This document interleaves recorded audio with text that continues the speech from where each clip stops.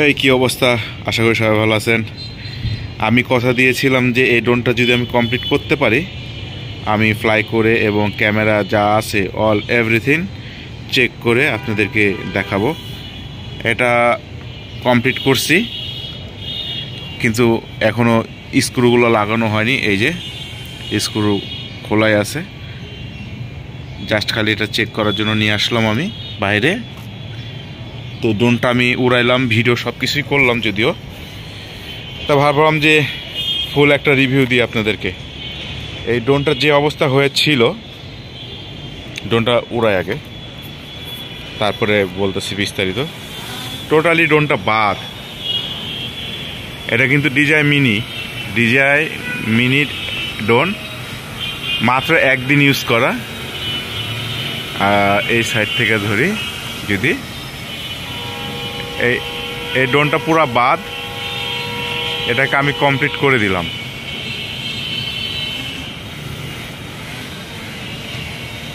এই যে অসাধারণ ড্রোনটা। আমি যে ক্যামেরাটা দেখাই, এই ক্যামেরা নিচের দিকে হচ্ছে, এই ক্যামেরা উপরের দিকে উঠতেছে। ঠিক আছে, সব যদিও আমি কমপ্লিট করে রাখছি, তারপরও একটু দেখাই দিই।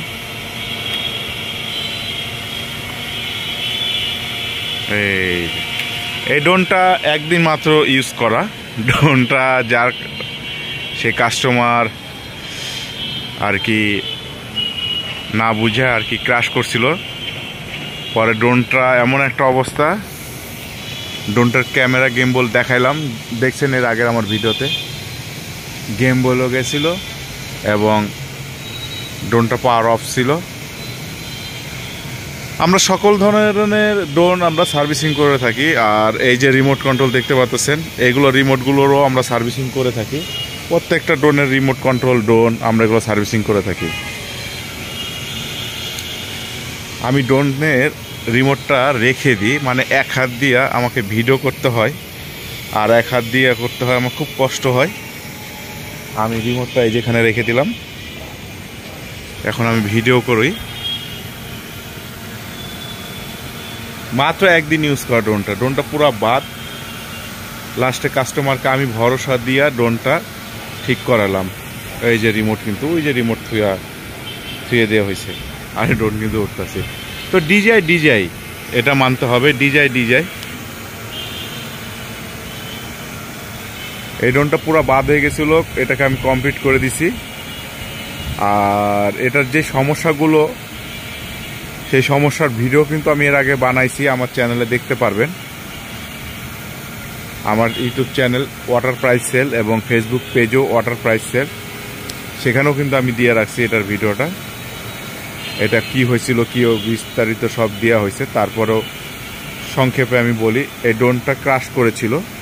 ক্র্যাশ করে গেমবল খুলে গেছিলো, পাওয়ার বন্ধ হয়ে গেছিল, ড্রোনটা পুরা ডেড। তো এই ড্রোনটা ঢাকায় বেশ কয়েক জায়গায় পাঠানোর কথা ছিল, যদিও পাঠায়নি। সে তাদেরকে ট্রাস্ট করেনি।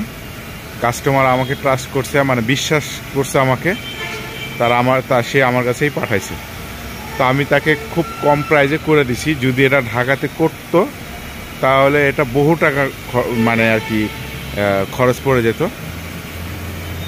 তো যার কারণে কাস্টমার সেখানে না নিয়ে আমার কাছে নিয়ে আসছে।